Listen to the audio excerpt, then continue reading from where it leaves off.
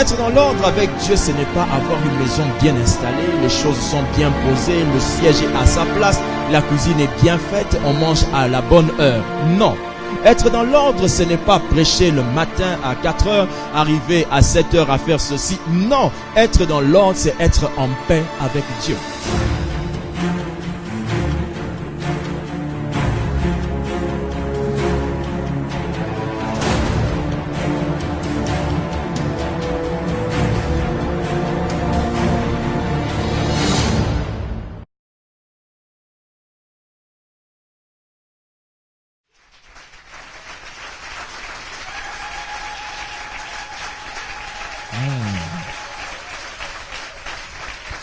Amen.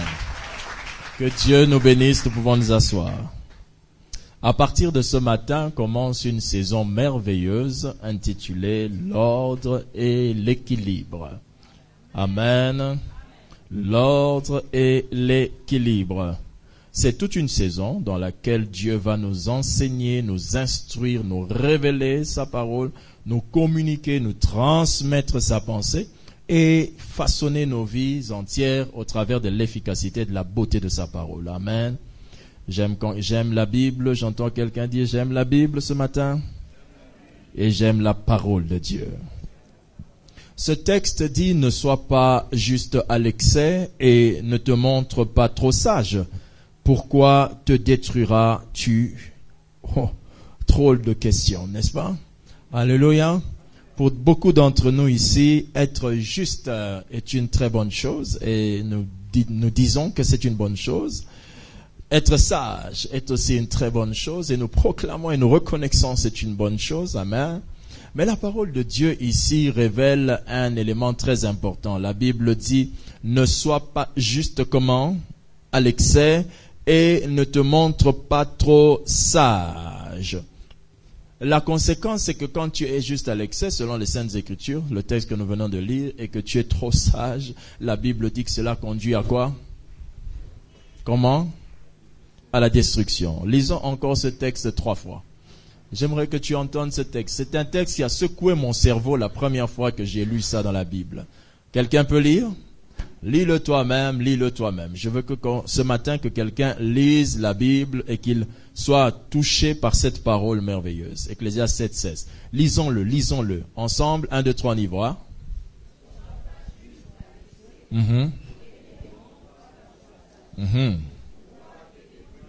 Une deuxième fois, s'il vous plaît.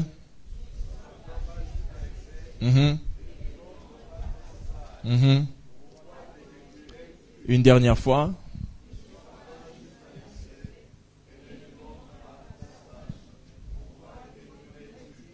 Dieu, dans ce texte, est en train de poser les bases de notre saison.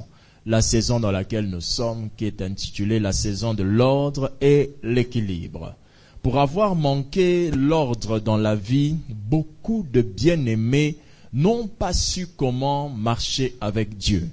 Pour avoir cherché les choses dans un mauvais ordre, beaucoup de gens ne les ont pas reçues. Parce que Dieu ne donne pas les choses de la manière que nous le souhaitons. Dieu donne les choses selon un ordre bien défini. La compréhension du mystère ou encore de la notion de l'ordre et de l'équilibre permettra à chacun ici de savoir comment poser les pas à chaque fois avec Dieu pour obtenir un retour de Dieu. Amen. L'ordre et l'équilibre est une notion spirituelle, c'est-à-dire que c'est démontré dans la Bible que l'ordre et l'équilibre, c'est une affaire de Dieu. C'est une notion spirituelle qui nous enseigne sur le respect des étapes d'action de Dieu et la répartition des tâches entre Dieu et l'homme. Dans la notion de l'ordre et l'équilibre, l'homme apprend spirituellement à savoir comment Dieu agit et comment moi je dois répartir mon rôle vis-à-vis du rôle de Dieu.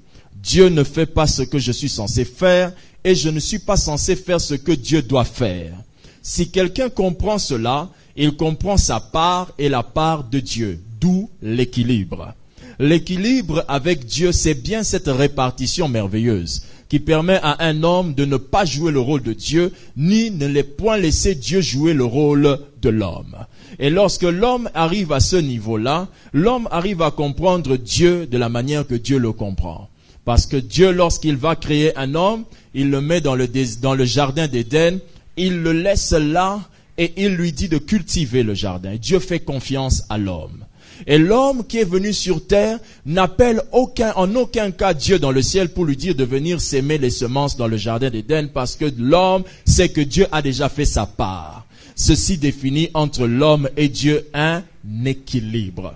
Manquer d'équilibre avec Dieu fait que vous commencerez à prier pour des choses pour lesquelles il ne faut pas prier. Vous demanderez des choses qu'on ne doit pas demander mais que l'on doit recevoir. Vous allez commencer à adorer Dieu pour des choses pour lesquelles il devrait être loué. Vous le louerez pour des choses pour lesquelles il devrait être adoré. D'où une cacophonie spirituelle qui se définit par votre ignorance, emmenant votre vie dans une confusion dans les exaucements.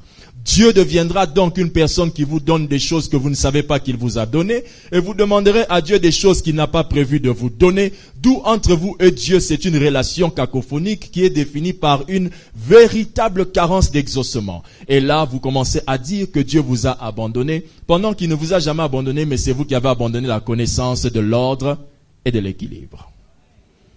Pourquoi enseigner sur la notion de l'ordre dans les choses de Dieu? Pourquoi enseigner sur la notion de l'ordre et l'équilibre dans les choses de Dieu? Premièrement, parce que Dieu est un Dieu d'ordre. La Bible dit dans 1 Corinthiens 14, 33, « Car Dieu n'est pas un Dieu de désordre, mais de paix. » Ce qui est ici dit est très, très, très profond. Parce que la Bible, en parlant de Dieu, en faisant remarquer que Dieu est un Dieu d'ordre, la Bible explique que l'ordre est appelé aux yeux de Dieu la paix. Ce qui veut dire que quand quelqu'un n'est pas dans l'ordre, il suscite un manque de paix. Lorsque quelqu'un ne marche pas bien avec Dieu, il est un rebelle. Il suscite un manque de joie dans le cœur des autres. Il suscite un manque de confiance. Ce manque de confiance prouve déjà que la personne est dans le désordre. Pour un leader, pour les leaders qui sont ici et qui gèrent d'autres personnes, lorsque un de vos bien-aimés qui travaille avec vous n'a plus dans votre cœur la paix, ne sème plus dans votre cœur un sentiment de paix, sachez qu'il est dans le désordre, même s'il est dans l'ordre selon les hommes, il est dans le désordre selon l'ordre de Dieu. Est-ce que vous me suivez attentivement? N'appréciez pas les gens suivant votre expérience, appréciez-les suivant l'orientation de l'esprit, car vous êtes censés être des hommes spirituels qui marchaient sous la communion du Saint-Esprit. Ce que les hommes disent, ils ignorent eux-mêmes ce qu'ils disent. La Bible dit que l'homme ne connaît pas son cœur. C'est Dieu seul qui sonde les cœurs et qui les connaît. Alors même si un homme vous jure sa fidélité, tant que votre cœur n'a pas trouvé la paix, cet homme n'est pas fidèle. La paix, aux yeux de Dieu, est considérée comme étant l'ordre. Quand il y a paix entre Dieu et moi, c'est que je suis dans l'ordre. Quand il n'y a pas la paix entre Dieu et moi, je suis dans le désordre. Amen. Être dans l'ordre avec Dieu, ce n'est pas avoir une maison bien installée, les choses sont bien posées, le siège est à sa place, la cuisine est bien faite, on mange à la bonne heure. Non. Être dans l'ordre, ce n'est pas prêcher le matin à 4 heures, arriver à 7 heures à faire ceci. Non. Être dans l'ordre, c'est être en paix avec Dieu. Et on est en paix avec Dieu lorsqu'on fait ce que Dieu veut qu'on fasse au temps où Dieu veut que l'on le fasse. Et lorsque vous faites les choses que Dieu veut que vous puissiez faire en dehors du temps que Dieu a destiné que vous puissiez le faire, vous êtes dans le désordre, même si vous faites ce qui est bon, car tout ce qui est bon n'est pas utile. La notion de l'ordre et de l'équilibre est une notion spirituelle et c'est pour cela que nous l'enseignons. Deuxièmement, voici la raison. Parce que ce que nous devons faire doit se faire en respectant les étapes de Dieu.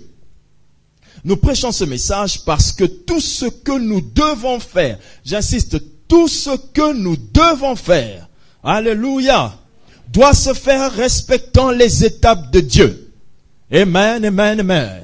Nous sommes aujourd'hui pasteurs, nous ne devons pas l'être en respectant les réalités du Congo. Nous devons être pasteurs en respectant l'ordre de Dieu. Amen.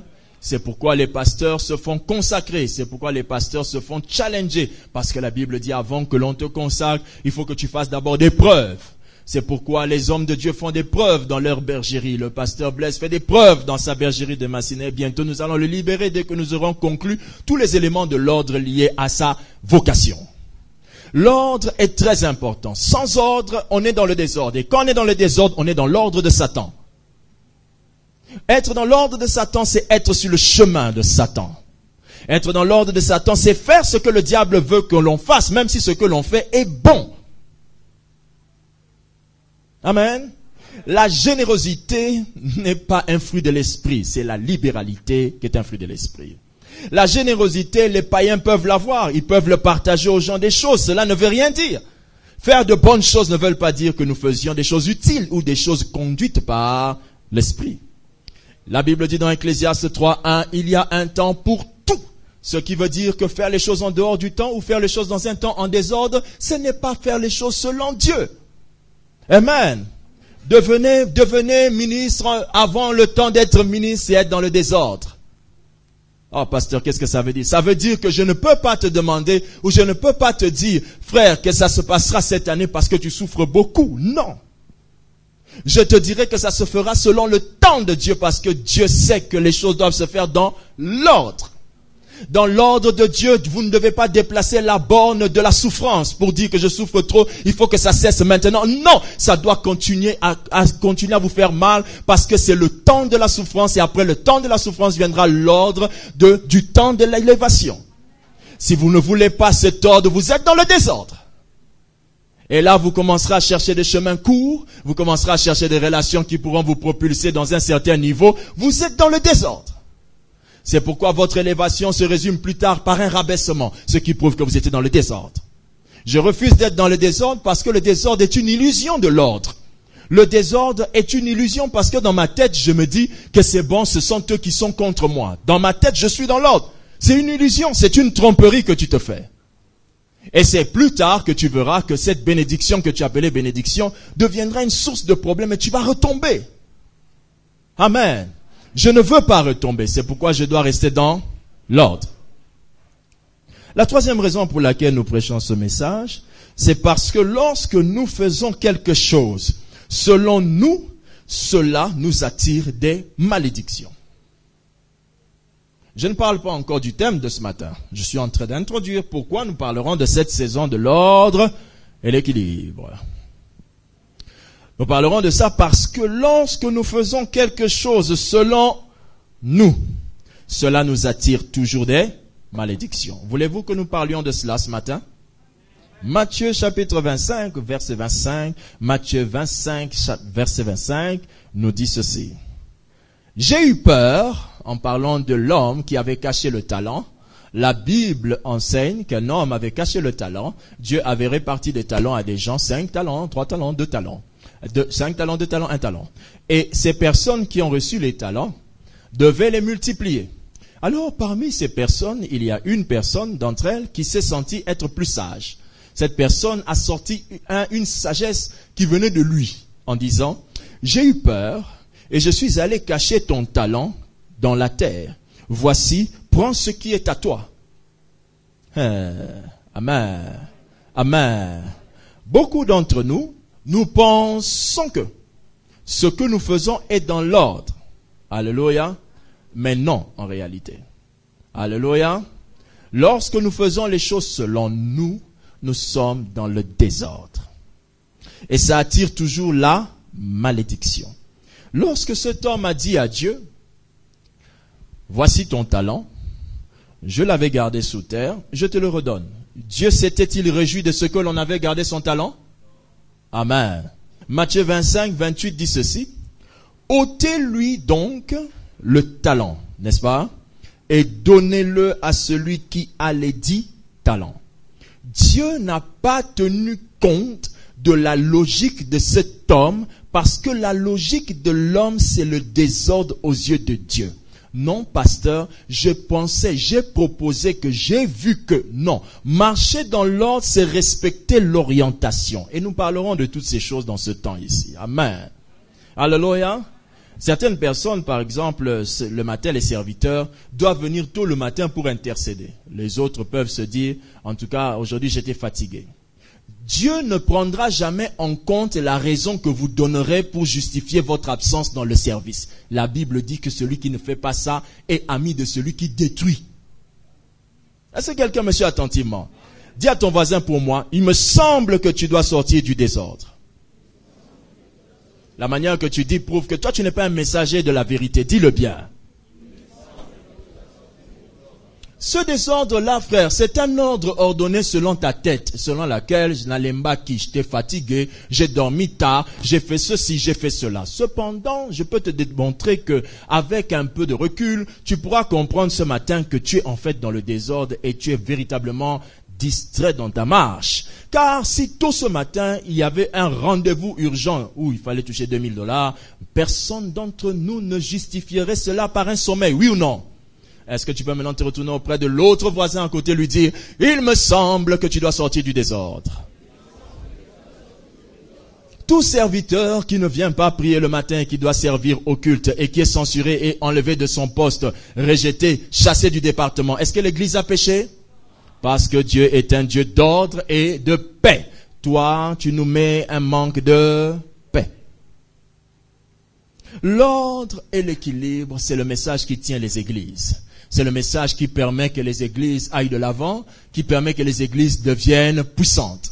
Nous aurons le temps de parler de beaucoup d'ordre et d'équilibre dans beaucoup de domaines. L'ordre et l'équilibre dans l'église, l'ordre et l'équilibre avec le Saint-Esprit, l'ordre et l'équilibre dans le foyer, l'ordre et l'équilibre de beaucoup de choses. C'est ça qui fait que certaines personnes sont meilleures que vous. Ils ont un certain ordre et cet ordre a défini de l'équilibre. Amen. Amen. Amen. Mais avant d'aller dans tout ça, ce matin, nous allons introduire avec le plus court des messages de tout le reste, l'ordre et l'équilibre dans la création. Quelqu'un peut dire avec moi amen? L'ordre et l'équilibre dans la création. C'est le sous-thème que nous commençons ce matin dans la saison de l'ordre et l'équilibre. Avant d'évoluer sur ce thème, je voudrais vous faire remarquer une chose très importante et nous allons lire la Bible. Préparez-vous à lire Genèse 1:1, Jean 1:1, Jean 1, verset 1 à 2. Genèse 1:1, Jean, chapitre 1, verset 1 à 2. Nous allons le lire tout à l'heure. L'ordre et l'équilibre, cette notion, Dieu l'a utilisée dans beaucoup de choses. Et il a aussi utilisé l'ordre et l'équilibre dans la création. Qu'est-ce qu'on entend par là? On veut dire que Dieu dans la création a respecté un certain ordre. Amen. Cet ordre que Dieu a respecté, il a aussi défini après un certain équilibre entre ce que lui doit faire et ce que l'homme doit faire. C'est à cause de ça que l'homme arrive à marcher avec Dieu. Celui qui n'arrive pas à connaître ce que je dois faire et quand je dois le faire, ne saura jamais marcher avec Dieu. Marcher avec Dieu est une affaire très sérieuse, qui ne peut pas s'engager rien que parce qu'on aime Dieu. Aimer Dieu ne vous permettra pas de marcher avec lui. C'est connaître Dieu qui vous permettra de marcher avec lui. Beaucoup de gens se séparent dans des relations. Et quand ils se séparent, vous dites, mais tu t'es séparé de ta femme ou tu t'es séparé de ton mari. Et les deux, des mois après, disent, mais pourtant je l'aimais beaucoup. Donc, il peut s'aimer tendrement, ardemment, puissamment, tout ce que vous voulez, mais ils se séparent. Parce que le problème, c'est pas le sentiment, le problème, c'est l'ordre. Le problème, c'est l'équilibre. Quand il n'y a pas ces choses-là, vous appellerez problème grave ce qui n'est pas grave. Vous appellerez ce qui est grave, ce qui est pas grave, grave. Grave, pas grave. Tout ça parce qu'il y a un déséquilibre dans votre esprit. Pourquoi nous allons à l'école? Afin d'avoir un certain équilibre de raisonnement. Pour qu'on vous enseigne à calculer seulement 10 moins 2, on doit d'abord vous apprendre à compter 1 jusqu'à 10. Pourquoi on vous apprend ça d'abord? Parce qu'il y a un ordre. Avant de pouvoir faire les opérations, il faut d'abord commencer par compter. L'ordre là, quand vous le renversez, vous n'arriverez plus à faire des opérations. Quand on vient à l'église, c'est pareil. Quand vous arrivez à l'église et que vous êtes chaud, attaché à certaines choses, à certaines formules, à certaines opérations. Moi, je veux ceci, je veux vivre ceci avec Dieu. Pendant que tu ne peux pas déjà chercher ça, tu dois d'abord commencer par autre chose. Le fait de ne pas respecter cet ordre fait que les enfants de Dieu n'arrivent pas à voir Dieu. Amen. Certains sont ici, ne sont pas baptisés, mais entendent la voix de Dieu. Certains sont ici, ne sont pas baptisés, mais vivent avec Dieu depuis longtemps. Vous voyez? C'est du désordre. La Bible dit que quand quelqu'un reçoit Christ, il y a des choses à faire. Nous parlerons de ça dans l'ordre et l'équilibre dans la conversion. Amen. Il y a un désordre dans l'église incroyable. Ça s'installe et nous trouvons ça normal. Mais c'est plusieurs années après que vous allez vous rendre compte que les églises de réveil ne tiennent pas plus que les églises religieuses. Pourquoi? L'église religieuse a l'ordre. Et nous parlerons de ça dans l'ordre et l'équilibre dans l'église. Dis à ton voisin, c'est une bonne saison pour toi. Quel est l'ordre et l'équilibre que Dieu a respecté dans la création? Genèse 1. Au commencement, Dieu créa les cieux. Et au commencement, Dieu ne créa pas la terre.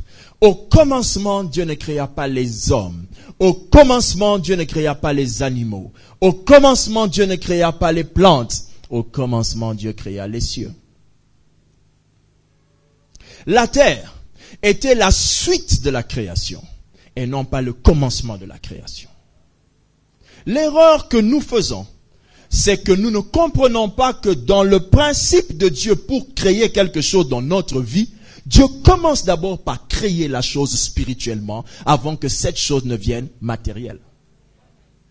Le principe de l'ordre et l'équilibre dans la création vous emmènera à comprendre comment je peux faire qu'une chose devienne matérielle quand je marche avec Dieu.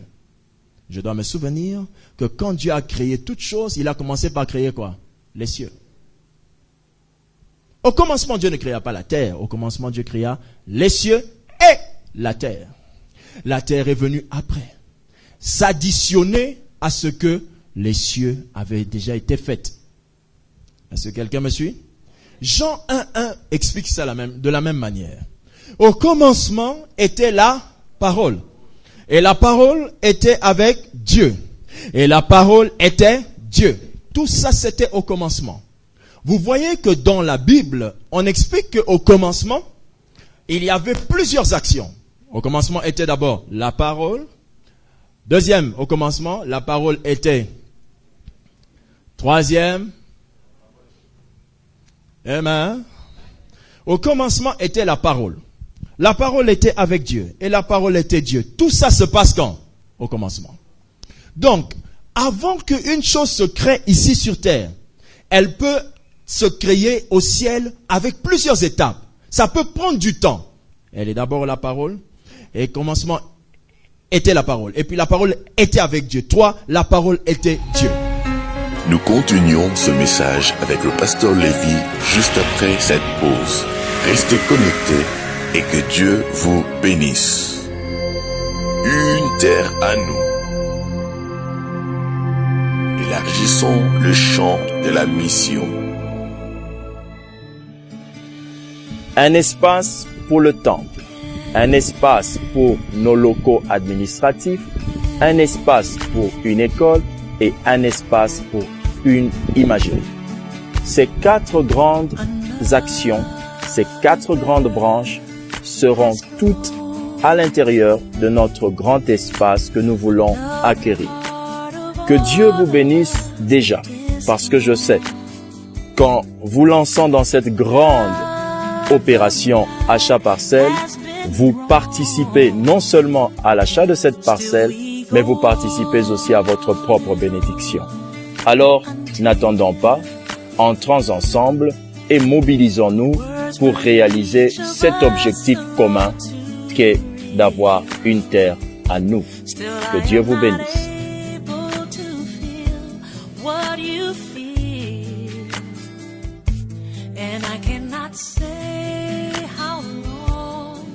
It will take for you continuons ce message avec le pasteur Lévi. C'est-à-dire, ce n'est pas parce que Dieu a prévu que la chose est prévue. Quand Dieu a prévu une chose, pour que la chose devienne maintenant prévue pour toi, ça peut prendre du temps. Tout ça, on le connaît comment? Lorsqu'on sait comment Dieu fonctionne, Dieu commence d'abord dans la création à créer les choses célestes et après les choses terrestres. Au commencement était la parole. La parole était avec Dieu et la parole était Dieu. Elle était au commencement avec Dieu. Mais après on a dit, nous l'avons contemplée. Après elle est venue sur terre sous la forme de Jésus. Amen. Jésus a attendu combien d'années pour venir sur terre? Des siècles et des siècles. Amen. Donc, comprendre ce que nous sommes en train de dire ce matin, ce n'est pas que parce que c'est au ciel, donc ça vient maintenant. Non. Jésus a fait des siècles et des siècles pour venir sauver l'homme. Et pourtant, l'homme était perdu le jour où Adam avait péché. Mais Jésus a attendu des siècles. Pourquoi? Il fallait préparer. Dieu, dans l'ordre, ne pouvait pas envoyer un sauveur qui n'était pas préparé. Ah. Alléluia. Hey, amen. Que Dieu m'élève, que Dieu bénisse mon ministère. Frère, Dieu ne peut pas envoyer un sauveur qui n'est pas préparé. Quelqu'un me suit? Alléluia. Oh, amen. Ce texte que nous venons de lire montre que Dieu respecte un ordre pour emmener les choses à l'existence. Pour mieux expliquer ça, je vais directement conclure mon message. C'est le plus court des messages de tout ce qui va arriver. Je vais conclure ce message avec 2 points. Que savoir pour emmener Dieu à créer? Qu'est-ce que vous devez savoir pour emmener Dieu à créer des choses dans votre vie? L'ordre et l'équilibre dans la création enseignent comment vous devez faire pour que Dieu crée encore des choses dans votre vie. De la même manière qu'il avait créé au commencement. C'est la même manière qu'il a utilisé au commencement qu'il utilisera pour créer dans votre vie. Pour créer dans votre vie, c'est-à-dire pour emmener une chose nouvelle. Pour emmener un changement dans votre vie, Dieu va utiliser la même méthode qu'il a utilisée au commencement. Et au commencement, Dieu a utilisé la méthode que voici. Il a d'abord créé les cieux et après il a créé la terre. Alors vous, si vous ne maîtrisez pas comment Dieu a créé le ciel et la terre, comment il a fait cet ordre-là, vous n'arriverez pas aussi dans votre vie à emmener Dieu à créer des choses dans votre vie de tous les jours. Et c'est ce que je vais vous expliquer maintenant. Ce que vous devez savoir et vous devez faire pour que tout ce que vous cherchez sur terre arrive. Pour arriver à faire ça, frère, il faut connaître ce que je vais dire tout de suite. Un verset banal. Un verset banal que beaucoup d'entre vous connaissiez, mais n'aviez pas utilisé ça comme étant l'ordre à suivre. Matthieu, chapitre 6, verset 33. Verset banal, mais définissant l'ordre suprême par lequel Dieu crée les choses. Amen. Tu veux que Dieu crée quelque chose dans ta vie? Amen. Tu dois respecter l'ordre que nous allons dire maintenant. Matthieu 6, 33. Quelqu'un peut le lire ou le réciter? 1, 2, 3, go.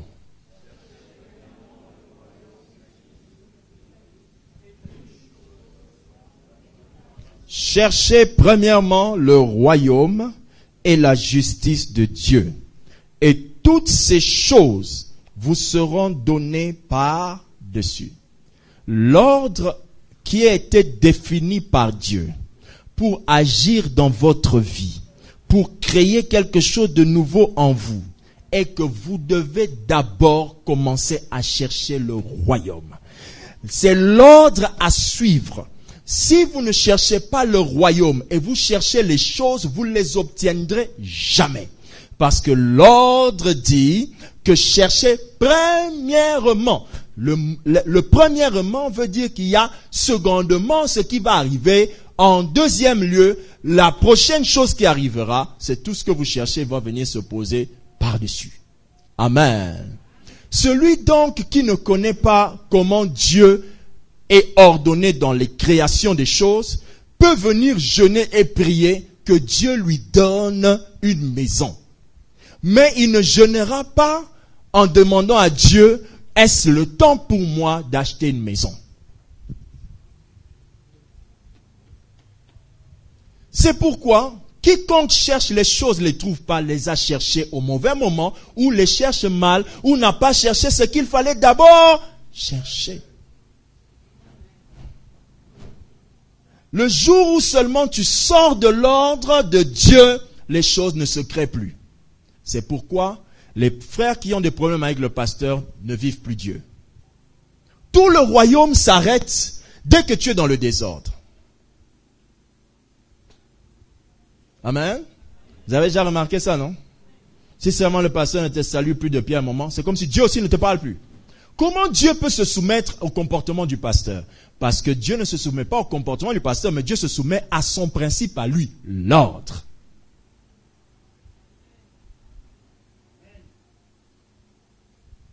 Amen. Je ne devrais donc pas chercher le mariage. Je dois chercher le royaume et j'aurai pour résultat le mariage. Il y a meilleure manière de chercher les choses. Sauf que vous êtes désordonnés à cause de nos messages désordonnés. Quand nous vous prêchons l'évangile et qu'on vous dit, il faut chercher la face de Dieu pour ton travail, tu as l'impression qu'on t'a dit, il faut aller parler à Dieu que de ton travail. Non. On t'a dit de chercher la face de qui? Pourtant, on t'a pas dit de chercher ton travail. Le problème, c'est que tu n'as pas bien entendu l'orientation. L'orientation te dit d'aller chercher la face de Dieu. Quand tu auras trouvé la face de Dieu, tu verras ton travail être béni.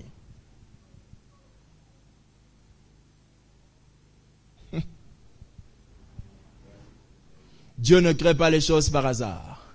Dieu ne crée pas les choses n'importe comment. Il y a une manière de chercher Dieu pour qu'il crée les choses dans notre vie, pourvu que vous maîtrisiez l'ordre et l'équilibre dans la création. Je ne peux pas dire à Dieu, aujourd'hui Seigneur, guéris les malades, si je n'ai pas d'abord dit, aujourd'hui Seigneur, sois là. Il y a un ordre qu'il faut toujours respecter quand vous priez et vous parlez à Dieu. Sinon, hors de cet ordre, aucun exaucement n'est possible.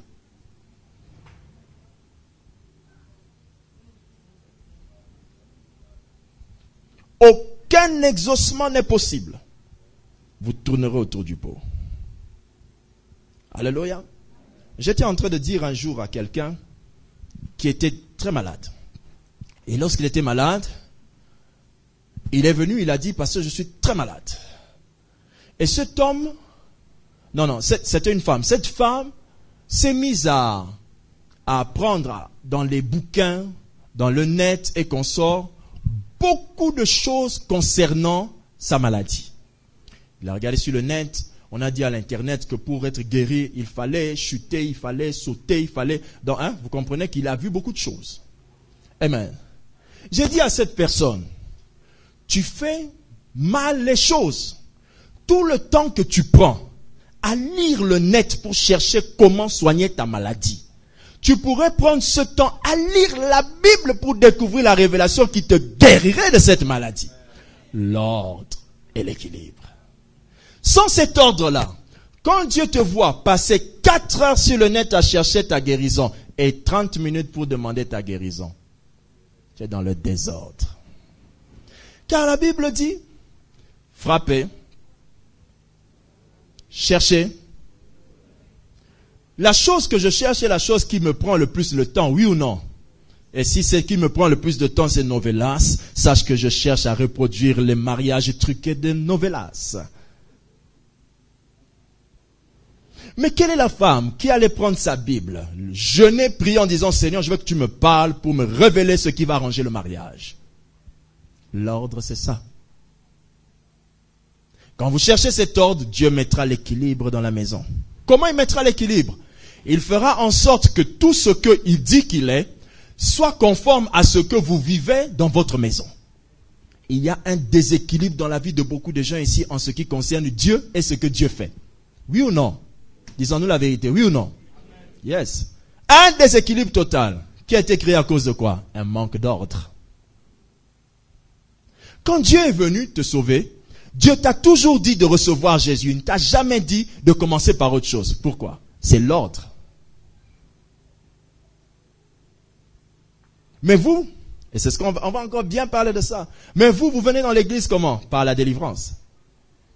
Désordre. On reviendra dessus. Je sais que le jour où on en parlera, vous serez obligé de recevoir Christ pour une autre fois. Non, en réalité, ce n'est pas que vous recevez pour une autre fois. En réalité, c'est que vous recevez de la bonne manière selon l'ordre. Alléluia. Pauvres de nous, riches de nous, pasteurs, souffrions à imposer les mains inutilement à des têtes qui ne comprennent rien. Cherchez premièrement. Il implique un ordre à respecter. Et toutes ces choses vous seront données par-dessus. Cela implique un équilibre à respecter. Pour que les choses de Dieu nous soient données, il faut que les choses de Dieu trouvent du côté de la balance quelque chose. L'ordre et l'équilibre, le fait de placer deux choses ayant le même poids et non pas la même forme et non pas la même structure. L'eau de 5 litres égale au sable de 5 litres, oui ou non? Égale au sable de... L'eau de 5 kilos, allais-je dire, égale au sable de 5 kilos. Oui ou non? Mais toute personne n'ayant pas étudié, quand il voit le sable, il dit c'est quand même le sable. L'équilibre ici, ce n'est pas que j'ai mis là-bas le sable, je dois mettre de l'autre côté le sable. Non, l'équilibre ici, c'est que le poids du sable doit correspondre au poids de l'eau. Le poids de l'esprit va correspondre au poids des exaucements matériels. Je ne pose pas sur la balance en premier les biens matériels. Je pose en premier le royaume. C'est ça que je dois poser en premier dans ma vie pour me rassurer que je peux venir demander à Dieu, donne-moi le travail, merci, je pose. Ça, il y a tout déséquilibre. Dieu te dit oui parce que tu dois demander que le travail te donne encore d'autres business. Donne-moi d'autres business. Dieu collabore avec toi parce qu'il sait qu'il a horreur du déséquilibre. Et là Dieu commence à te donner, en regardant là-bas. Il te donne. La Bible dit ceci.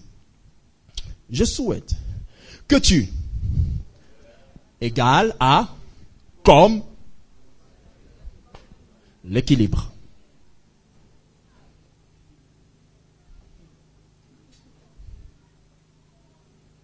Amen. Dis à ton voisin, je souhaite que tu sois équilibré. Voici les conclusions que vous devez garder dans votre cœur. Voici donc les conclusions pour voir Dieu opérer des créations dans votre vie. Il y en a 3. C'est la base de tout ce qu'on va dire.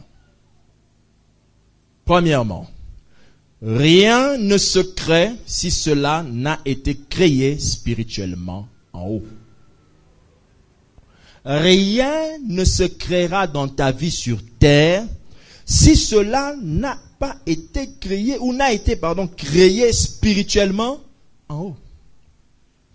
Jacques 1,17. Toute grâce excellente, tout don parfait descendent d'en haut, du Père des Lumières, chez lequel il n'y a ni changement, ni ombre de variation. Toute grâce excellente, tous les dons parfaits descendent d'en haut. Toute grâce, comment? Tous les dons, comment? Descendent d'en haut. Amen. Alléluia. Donc, pour que Dieu vive ou bien crée quelque chose dans ma vie sur terre, il faut que cette chose-là existe d'abord en haut. Toute grâce parfaite, toute grâce et tout don parfait, don veut dire cadeau.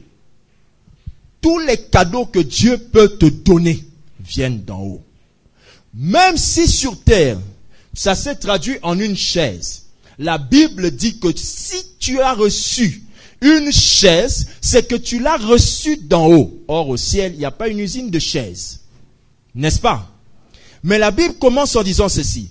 Toute quoi? Grâce et tout don. Ce qui veut dire quoi? La chose, c'est sur terre qu'on reçoit. N'est-ce pas? Physiquement, on la reçoit sur terre. Maintenant, la Bible explique qu'au ciel, le ciel donne la grâce qui viendra couvrir le don. La grâce, c'est la chose qui permet que la grâce, c'est la chose spirituelle qui permet que le don matériel dure longtemps. C'est pourquoi tout ce qu'on reçoit sans la grâce de Dieu ne dure pas longtemps. Vous avez demandé des voyages pour plusieurs, vous en avez reçu, sans avoir reçu la grâce. Et vous êtes parti, on vous a refoulé 4 mois plus tard. Et vous avez dit, Dieu a quand même accompli sa parole. Vous avez demandé un mariage, vous avez reçu un mari qui vous tape tous les jours. Quand vous avez béni, vous aviez dit, Nzamba visiter Nga. Vous avez même levé la main avec la bague, vous avez pris la photo, ça vous rappelle quelque chose? Et maintenant, vous êtes devenu un punching ball. Un sac sur lequel on boxe tous les jours. Vous avez demandé l'élévation, vous êtes entré en bonne santé. Maintenant, dans cette élévation, vous êtes carrément en mauvaise santé parce qu'on vous a empoisonné. Vous avez reçu la chose sans la grâce de la chose. Je ne veux pas que Dieu me donne quelque chose si cette chose n'a pas été créée en haut. C'est ce que Salomon disait. Ne me donne pas la richesse. Vous voyez? Et pourtant, le monsieur, on le lui a donné. Pourquoi? Il était déjà riche en haut. Madame, oubliez votre rêve de Dubaï si Dubaï n'est pas en haut.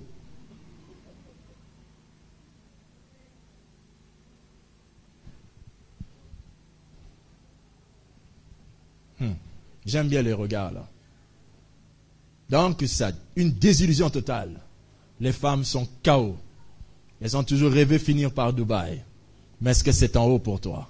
Est-ce que Dieu a créé ça en haut? Alléluia. Il y a des femmes qui ne partent pas à Dubaï, qui vivent heureuses dans leur maison. Deuxième chose, rien ne se crée dans notre vie si cela n'a pas été dit par Dieu. Pourquoi on dit ça? On est toujours en train de faire remarquer que dans l'ordre et l'équilibre de la création, on nous a appris que Dieu, pour créer une chose sur terre, a d'abord créé les cieux, le spirituel, avant de créer le matériel ou le physique. Alors, pour que moi je cherche à vivre une chose sur cette terre, il faut que cette chose d'abord existe au ciel pour moi. Ça veut dire tout simplement que c'était écrit pour moi, Dieu le veut pour moi, Dieu m'avait prévu à vivre ça. Ou encore, il faut que ce que je cherche sur terre, que Dieu ait déjà dit ça. Vous voulez que je donne le verset? Psaume 33, 9. J'aimerais bien que vous trouviez ce verset. Psaume, chapitre 33, au verset 9. Je veux qu'on lise ce verset, s'il vous plaît.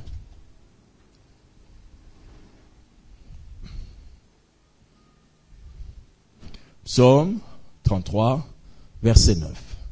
Quelqu'un est-il là? Vous avez trouvé le texte déjà? Alléluia.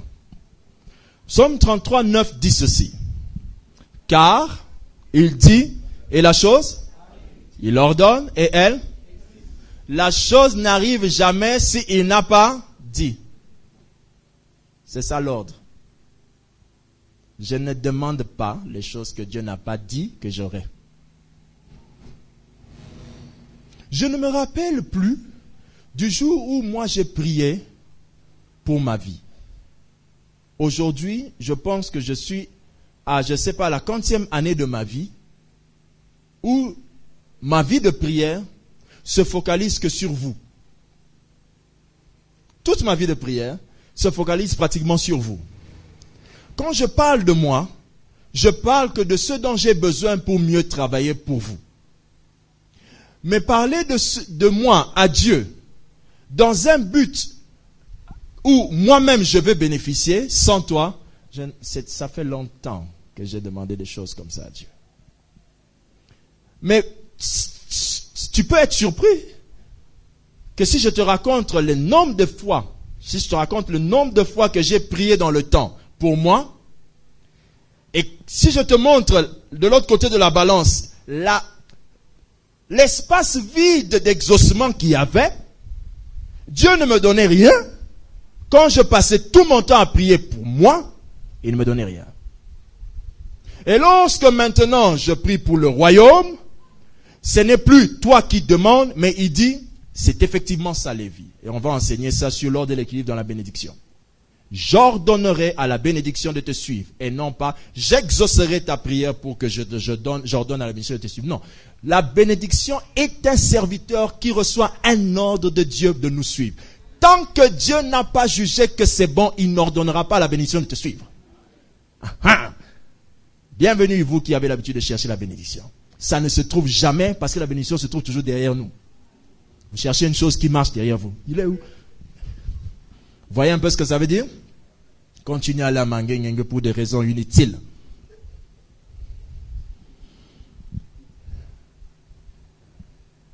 Il dit, et la chose arrive.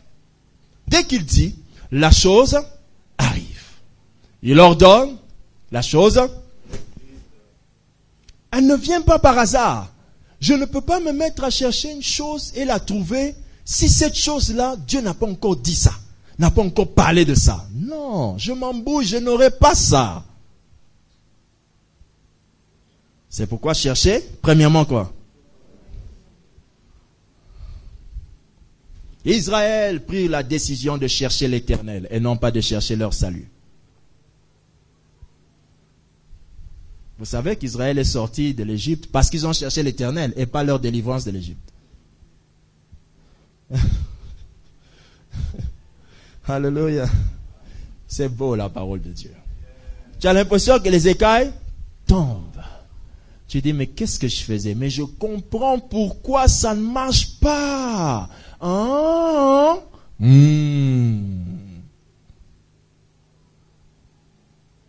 Dieu. Ah, la Bible. Dieu dit, je précipiterai les choses en leur temps. Comment il peut dire une chose pareille? Dieu dit qu'il va précipiter les choses en leur temps. Moi, Dieu, je ne fais pas comme vous voulez. Je veux faire suivant les temps. Je respecte l'ordre. Quand le temps arrive, moi, Dieu, comme j'aime l'ordre, je vais précipiter la chose. Moi, Dieu, je vais courir avec la chose. Je quitterai le ciel. Je commencerai à courir pour te suivre avec la chose, pour te la donner. Si mon mariage peut me suivre comme ça, quel type de femme je vais épouser? Une bonne femme. Mais si toi, ton mariage, c'est toi qui le suis, quel type d'homme tu vas trouver? L'homme qui sera là. J'aime bien l'expression lingala, li baku malam. On te cogne sur une pierre et on dit que c'est une bonne chose. J'ai resté avec un dérangement ou une blessure. C'est comme ça que beaucoup entrent dans le mariage. Pasteur, quand j'ai prié, je suis sorti, j'ai trouvé quelqu'un qui était devant, j'ai dit, oh Dieu m'a exaucé. Qui t'a dit ça? Le type là était là depuis longtemps. Pourquoi le jour où tu es sorti de ta chambre, tu as vu un chien, tu n'as pas dit, alléluia, c'est l'homme de ma vie.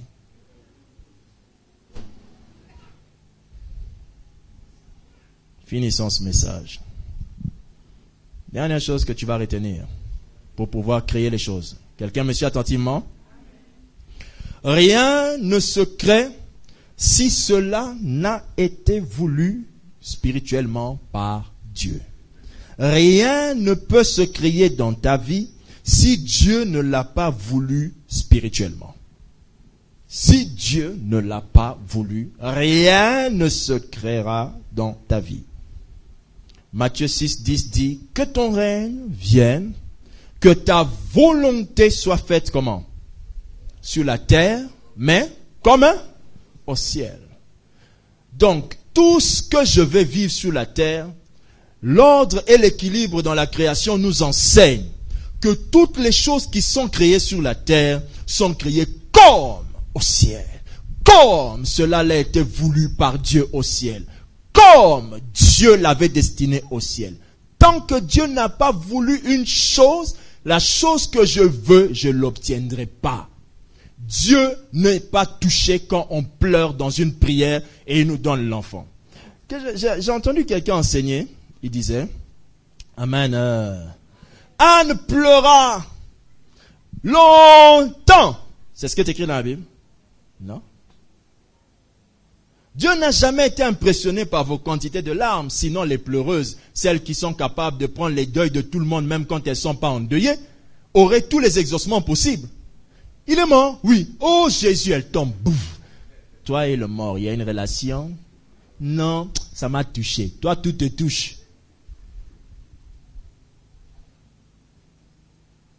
Amen. Quelqu'un me suit attentivement? Tout celui qui cherche quelque chose cherchera d'abord la volonté de Dieu. C'est ça l'ordre pour créer une chose dans ma vie. Quelqu'un me suit? Quelqu'un me suit? Que Dieu vous bénisse. Acclame le Seigneur.